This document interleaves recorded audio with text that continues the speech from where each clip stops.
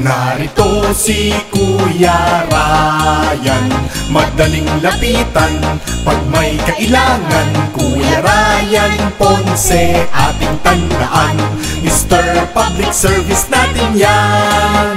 Yan si Kuya Ryan Ponce, libre ating gamot, yan ang kanyang dulot. Yan si Kuya Ryan Ponce, pwedeng driver pag may emergency.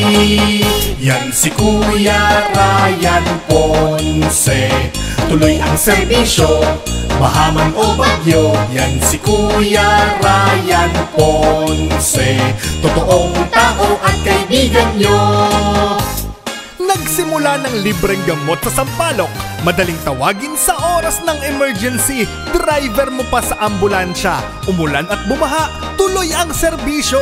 Totoong tao at tunay na kaibigan. Yan si Kuya Ryan Ponce, ang Mr. Public Service.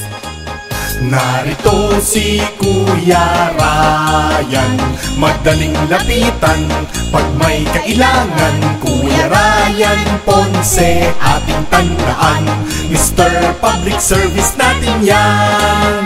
Yan si Kuya Ryan Ponce, tuloy ang serbisyo, mahaman o bagyo. Yan si Kuya Ryan Ponce, totoong tao at kaibigan nyo.